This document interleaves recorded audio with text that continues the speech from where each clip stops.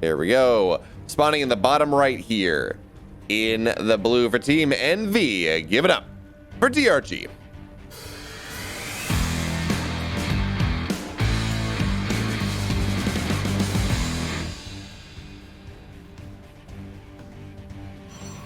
And in the upper left, in the red, the smiling assassin, freshly returned. He is, for Dragon Phoenix Gaming, Hero.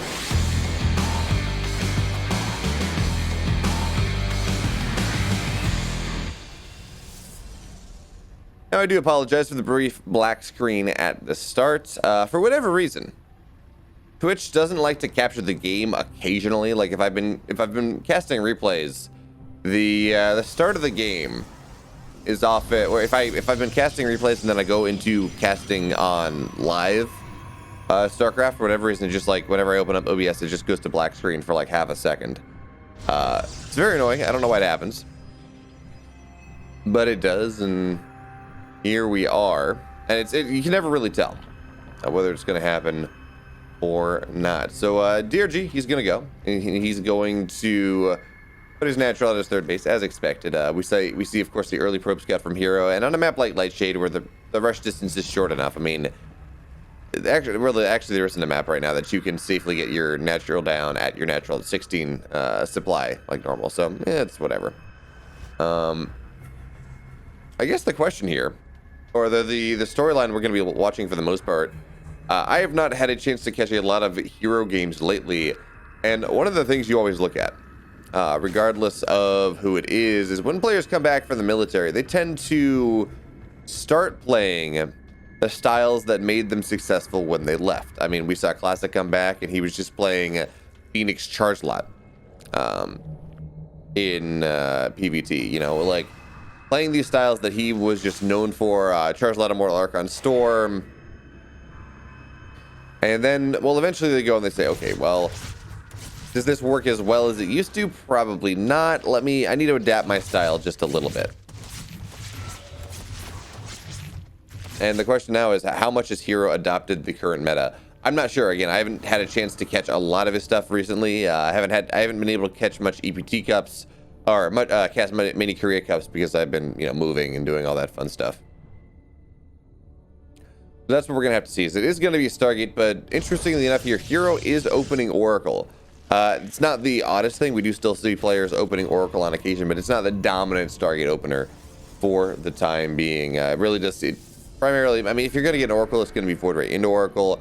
A double Oracle opener here, well, it certainly can get value. Of course, 2 Oracles do one-shot any drone, and if DRG's not paying attention, well, that's going to be rather annoying. And okay, so this will be theoretically a 350 for third base, but you know what, Zerglings, they're going to do a great job, and yeah, that's going to be delayed for the time being. It actually looks like DRG is very interested in committing to the defense of this, or to the prevention of this, as he's going to build 10 more Zerglings and look to run across the map, look to deny the third base once again, because there are only 2 adepts here, and the Oracles are on the other side of the map as 3 workers do go down. So these Zerglings, as they run across the map, how many of them are there? Yeah, 15 Zerglings. They're going to try to go and cancel this, but the second Oracle is here, and that's just going to be a waste here from DRG, because this is not going to get canceled.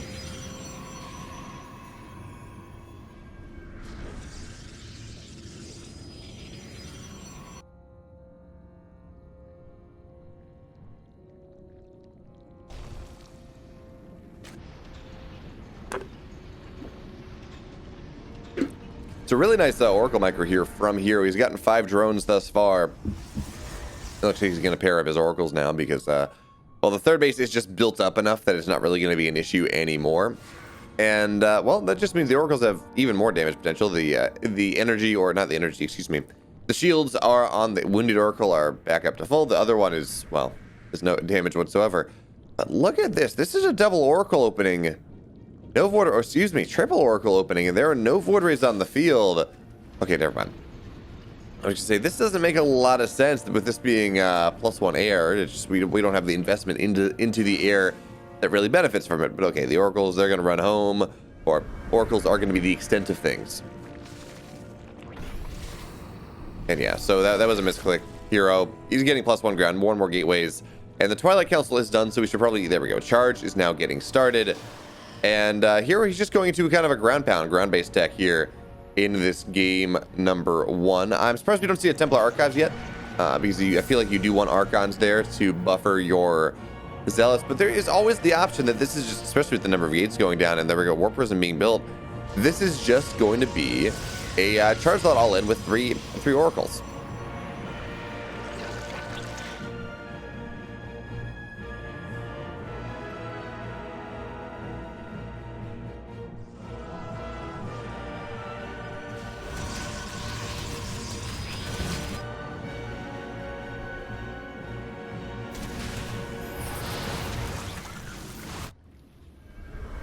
Interesting. So it's going to be a Robo Bay here, and we're getting a second Robo. So double Robo Disruptor, I assume, as yeah, the Oracles are going to be shoot on off here. Oracles do a lot of damage, but this third one is just so low.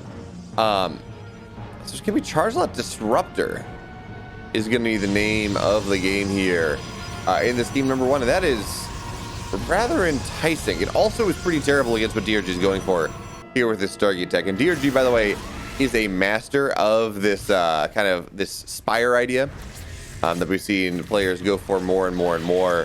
Where you get Spire, you go Mutas into Corruptors, and you just prevent the Protoss player from getting into that late game carrier army with any sort of alacrity. But in this game, well, Hero is not really going to have that. I mean, he will have Blink, but it's going to be slow.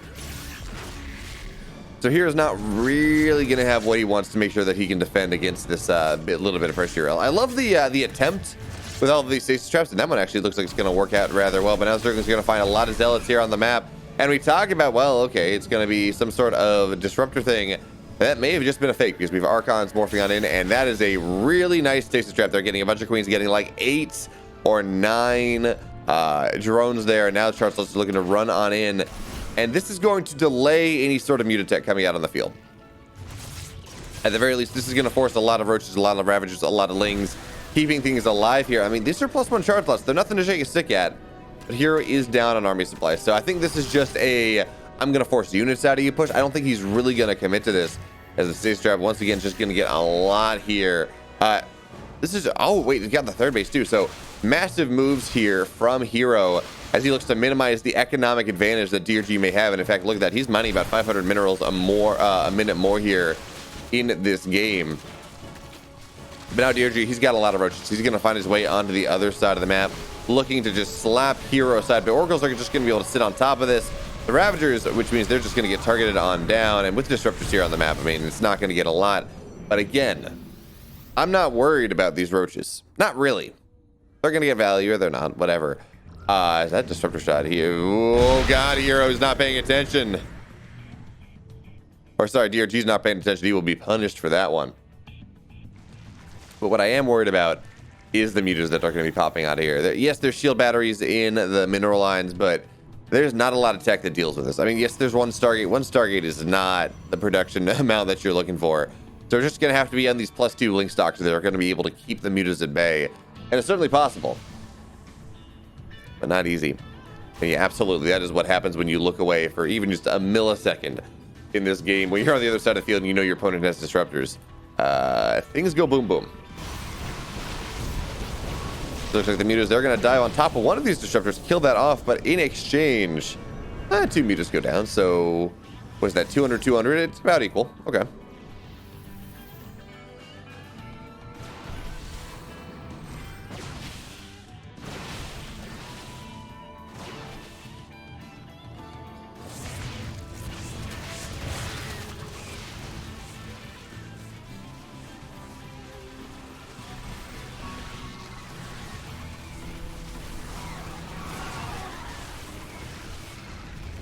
So now we have DRG. He's really not doing a lot of economic damage here with this army. He's not really trying to. He's more trying to go and remove the parts of the army of Hero that make it difficult for him to take an engagement into Hero's army. You know, the disruptors primarily. Now a bunch of Zealots are going to find their way onto the other side of the map here. So the Roaches trying to find their way on in. Mutas as well. But I mean, this is just a bunch of Oracles, a bunch of Stalkers. This is not an army that fights well. And GG Hero. Oh shoot, I forgot to post in my Discord that I was live. We'll fix that after this game. That's fine. So what are we going to see here? on Oxide. Again, as I said, this is a map that allows you to be a little bit more aggressive. The kind of third to third, natural to natural rush distance are just a little bit shorter. And you don't have that choke in the middle of the map that can be abused. So, well, you want to talk about a map that is very good for queen walks. This is one of them.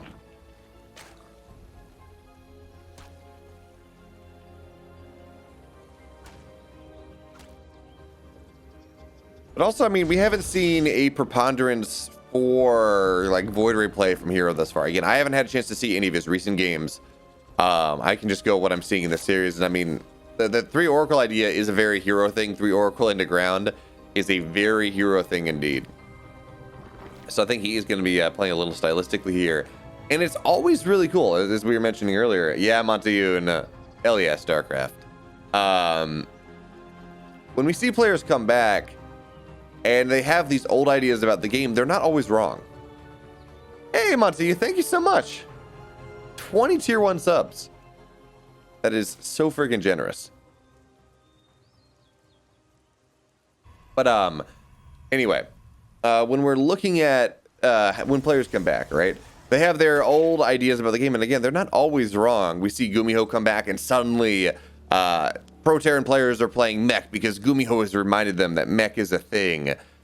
We see DRG come back and his style of ZVT, you know, with just the Massling Bane, kind of lower tech composition that was just stomping Terrans for a while, also not incorrect. So while, yeah, again, while old styles are old for a reason, sometimes they run counter enough to the meta that they actually tend to be very, very good. So we're going to have to see whether that idea from Hero, kind of this triple Oracle idea, as we will see our first Oracle out on the map once again, whether that is going to be worth it, whether that is going to be a stable and viable way to play this game, or whether it's just going to be kind of Hero's little quirks that allows him to play the game that he wants to play, but isn't maybe the most kind of standard new meta idea.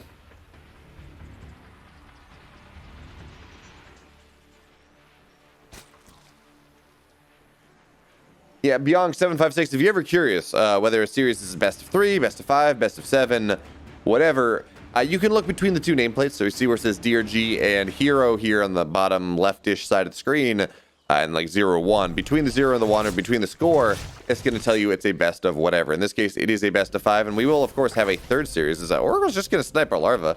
That's a little bit fun. I mean, yes, spell damage does mean that the larva don't stay alive all that long, but it's not something you see all that often.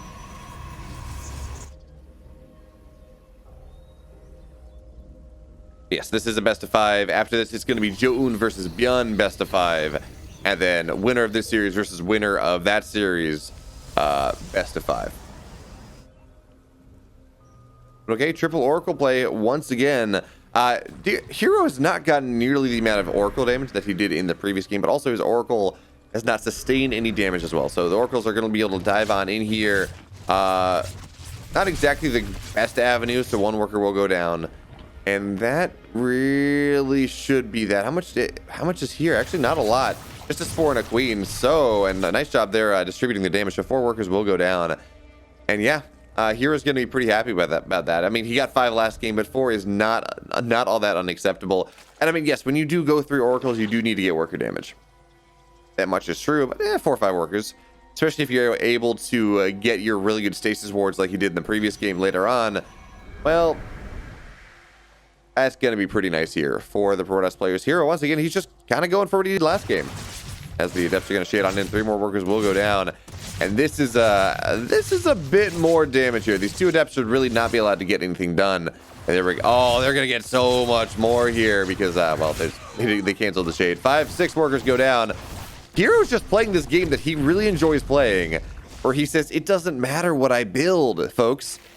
I'm just going to go and I'm going to harass you to death. Yeah, this is the game that we've seen him play so often in like EPT Cup since he's been back, and he's going to be very successful with it here in this game. 8 workers have gone down, but now we have DRG walking Queens onto the other side of the map. Immortals are popping out, but they're not done yet. That being said, Hero is aware of what he needs to be afraid of. Shield batteries are coming on down. Cannons are coming on down. He understands that he has done damage and that DRG is just going to walk across the map here. He sees the lack of a lair. So now it's really going to be all down to these Queens and these Ravagers to see whether DRG can have what it takes. But there's a lot of sentries here. 1 Immortal is already out. And that doesn't... Oh, these force fields are actually going to be fantastic here. So many Ravagers are going to get trapped in immediately. Queen's going down as well because DRG just doesn't really seem to be paying attention all that much. I mean, he had Queens, he had Transfuses. He could have been able to keep a decent amount of this alive, but he's not been able to. Now Zergling's trying to get on top of this army, drop Biles on top of this army. But the Biles are not really going to land. And the Zerglings, well, there's a shield battery. They're not doing all that much here. And we should see a second Immortal waddling over, I believe. It was, yeah, second. Oh, no, only first Immortal here. But a War Prism is just about done. These Queens are starting to go on down. Zerglings, they're trying to get on top of this economy. But really all they're doing is getting on top of shield batteries that keep getting healed on up. DRG, yeah, he's still got an army supply lead, but not by all that much. And since he commits on into this, it's not by all that much at all. These force fields are damn fine. And GG Hero, he takes a 2-0 lead.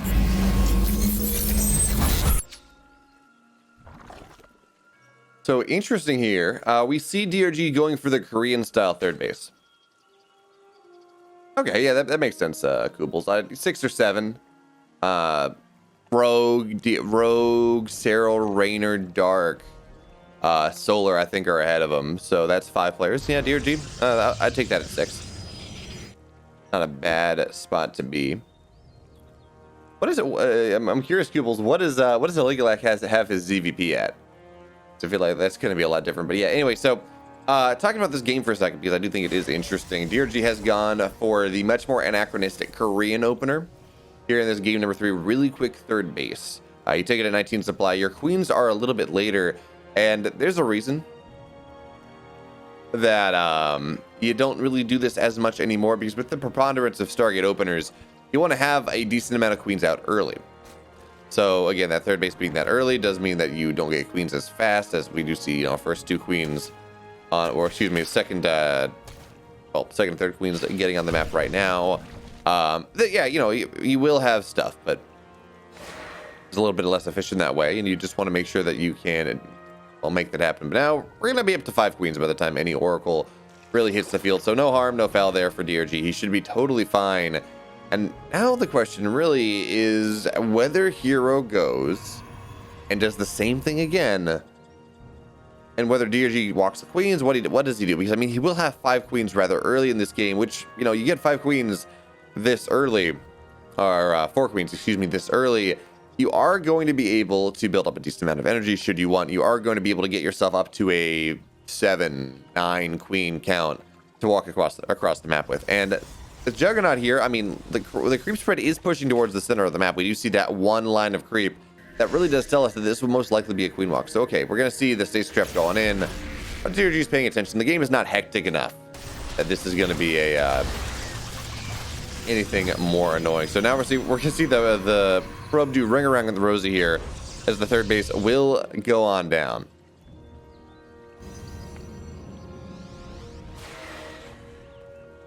Well, give me that. Ring around the Rosie. The probe won't even die.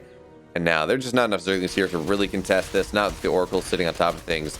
As looks like Adepts are going to find their way on into the third. No, sorry, that's an Oracle getting 4 more workers here. That appears to be the baseline, right? Hero goes, and whatever he wants to do, seems like the baseline with the damage with these Oracles is just about 4. And then he finds other ways to find value later on. But now the Zerglings, they're just going to try to find their way on in. They will not be successful, as an Adept will go down at the expense of a bunch of Zerglings. And now Adepts find their way on into the third base as well. 2 more workers will go down. And I think, yeah, that Adept did die. But now, I mean, the third base should be established enough that Hero can look to get more active here with these Oracles. And maybe find some more damage. So 6 workers is nice. And we do notice here that DRG is really only up 3 workers on his opponents. Now the Oracle's going to look to dive on in. And yeah, he's just... I love this Oracle control from Hero. We talk about Trap as having the best Oracle control in the world. Hero is looking up there. Hero is looking rather good here with just this Oracle control in all 3 games of the series. Just finding so much value.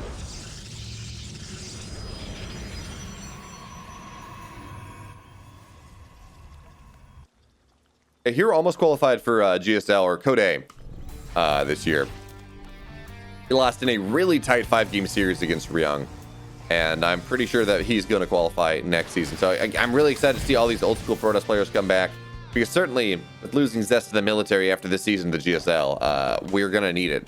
The race cannot be carried purely on Trap's shoulders and then, you know, Max Pax and Astrea in the West. We do need some of these players to come back. So the fact that Hero and Classic are both A, coming back, and B, looking as good as they are, well, that can only be promising. The Oracles here, they're going to get a nice... Oh, they're going to get a second Queen. Yeah, or 3 Oracles just do so much freaking damage here. So 2 Queens are going to go on down, and a bunch of workers as well. Hero, I mean, he is... It's funny, we call him the Smiling Assassin, whatever, but no, he is the paper cut toss here today. Just nipping and biting away here at the Zerg player and really knocking down 2 Queens. That's a lot. There are only 2 Queens on the map here for DRG because I'm thinking, okay, well, he's kind of setting himself up for a Queen walk. But he only got 4 Queens, so with 2 of them down, I mean, that is only 2 Queens on the map. That means there's not even enough Queens for larva injects here on these 3 bases. And oh, look at this, DRG. It's going to be a Roach Ravager Swarm Host play. I saw the Infestation Pit, I'm like, ah, no way. But no, that's absolutely what it's going to be here. Really interesting play here from DRG. This is not something I've seen in months. There was a kind of Queen Roach Ravager bust that we saw Solar do really when the Stargate builds first started to become popular. The question is, has Hero scouted this? I don't know that he has, but he is going Colossus here in this game. And, well, Colossus is decent sustained DPS against the Locust. We're going to have to see what that's going to work on out for him here. I know, he knows. He's playing here. Notice the Oracle positioning, looking to patrol on the right-hand side, looking to just catch any sort of Storm Hosts that are going to make anything happen. But now Zerglings are going to find their way on into the natural. And for the first time, we are seeing DRG unable to get some sort of value. Some sort of damage done against his opponent, really, because it's been a game where Hero's been getting damage and DRG has just been suffering from it. Now the larva, or excuse me, the Locusts are going to look to dive on in here. On top of this Colossus, Shield Battery Overcharge is going to get popped, so this Colossus should not die in the first wave. In fact, nothing's going to die in the first wave, and you want to get damage done. With the first wave of your Locusts, you need to get damage done. That is the rule. Granted, that's changed just a little bit with the adaptation of Shield Battery Overcharge. But now with the Oracles here, I mean, if these Locusts are not, or if these Storm Hosts are not careful, I mean, the Oracles can maybe go find them. And we are going to have 3 Colossus. Actually, I think we are on, 3 Colossus. We're going to go up to 5 Colossus here with extended thermal length. That is going to be a lot of damage. Oh, nice bile shot. That is going to be a lot of AoE here that Hero has to bear. But now the Locusts, they're going to find both Robos, actually, and they're both going to get targeted on down. So I said we're going to go up to 5 Colossus. I was wrong. They're going to both get killed off. Oh, one's going to get killed off. So we're going to go up to 4 Colossus instead. Roach is looking to dive on in, but again, Oracles are a magical thing, and these Ravagers are not going to be long for this world. And now we're at that point that you're always looking for here in this game, as the Queens will get their transfuses off, where the Protoss looks to sit at. Right? If the Protoss is below 150 supply, it's very scary against this Storm Host deck. But when you reach above 150, and certainly if you get to 170 on supply, I mean, this Swarm Host idea is not nearly as powerful as it might otherwise be. So we're going to see the Locusts go on down here and just die. Shield Battery Overcharge is here. Nothing of note for Hero is really dying. The supplies are equalizing. And with the War Prism now on the field, we're just going to see Hero run across the map and probably just kill DRG, to be totally honest. This is not an impressive army that DRG has in the slightest. Now, you got to be careful, and the speed zones do complicate things. Ravager Biles do complicate things. But with 4 Extend Thermal Lance plus 2 Colossus, I mean, this is just not an army that DRG has that really makes anything happen. So nice micro here, making sure that not a lot dies. And now we're going to see, oh, actually, you know what, hold that thought, because a bunch of Zerglings are going to find their way on into the natural. And DRG, well, he is now going to be all in here in this game. I think he's still, Hero's going to be all in this game. I think he's still fine. His army is still going to be rather powerful indeed. But things are getting a little bit dicey as 15 probes have gone down. But most of the army here, most of the Roaches are starting to fall. Larva is just going to die here because, I mean, it's 4 Colossus with extended thermal lance. It's only 1 mineral line that is dead. GG, DRG says he's going to fall down.